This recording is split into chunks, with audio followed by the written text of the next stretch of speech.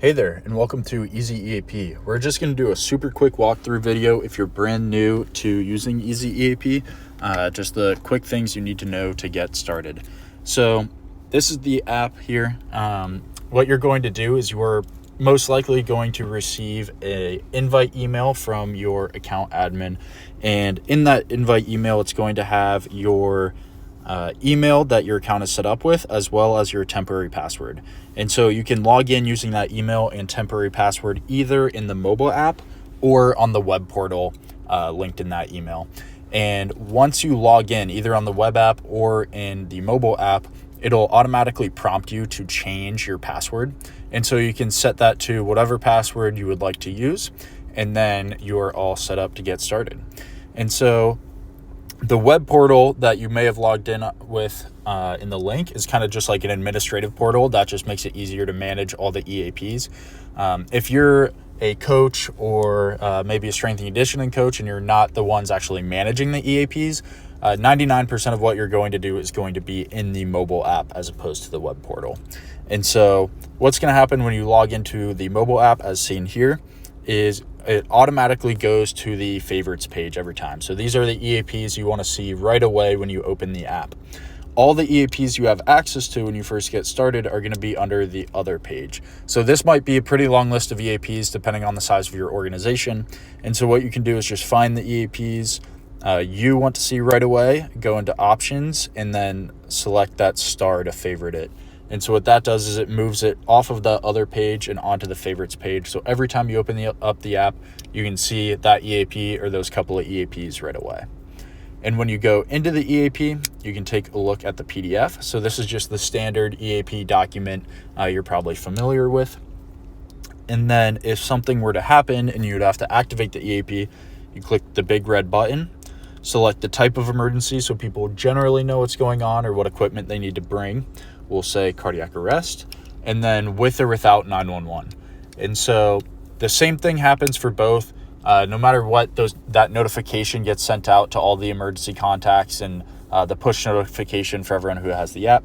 The only difference is if you select with 911, then your phone is calling 911. So you'll be speaking to 911 operators. And I'll show you what that looks like because I can always cancel it. So I'll select activate with 911. And then as you can see down at the bottom, if I were to click call 911, my phone would call, but I'm just going to hit cancel. And then we see once we activated that EAP, the notifications were sent out automatically in the background right away. And so that's a push notification, a text, and then potentially also an email. And so we can see on our screen, we see the address of the EAP, so 100 Stadium Street, for example. And this is what you would read off as the address to 911 operators. So you don't have to think about what venue you're at or if like the athletics address is nuanced. You just read that off to 911 operators and you should be good to go there. And then in the red box down towards the bottom, we have the alert message. So this is customizable for each EAP. This is the information from the specific emergency action plan that your account admin wants you to see right away.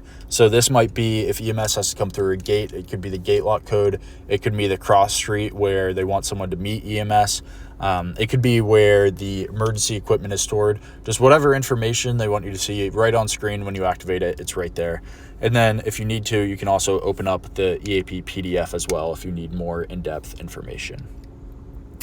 And then this is really important. Once the EAP is activated, it moves to the activated page, which you can see now is yellow on the home page. And the reason for that is if someone clicks on that push notification to come into the app, they can just go right to the activated page and see right away which EAP was activated. And so this is what they'll see. They'll see the name of the EAP, the address for that EAP, the type of emergency, when it was activated, and then that alert message in the red box that we talked about earlier. And then in order to move this EAP off of the activated page and back onto either the favorites page or the other page, wherever you had it earlier, the EAP will need to be deactivated. And so just one person deactivates the EAP, says yes, and that just sends out another alert letting everyone know that the situation has kind of resolved and no more emergency response is needed. And so we can see now that the EAP has been deactivated, it moved back to our favorites page or the other page if we did not have it favorited. A couple other things in the app just to be aware of. it's really important to keep your phone number up to date. So especially if you're set as a contact to receive text notifications. And the way to do that is just to come to your profile page. You can click the little edit button in the top right, and then just make sure that's the correct phone number in there for you. If your phone number ever changes, you can just come in here and change it, and then it'll automatically change the number that those alerts are sent to if you're set as a contact. And then you can also change your default EAP email preferences. So right now, as the default, you will receive emails based on if the EAP is activated or deactivated, but you can change that here as well. You can also change that for individual EAPs, but this is your default setting.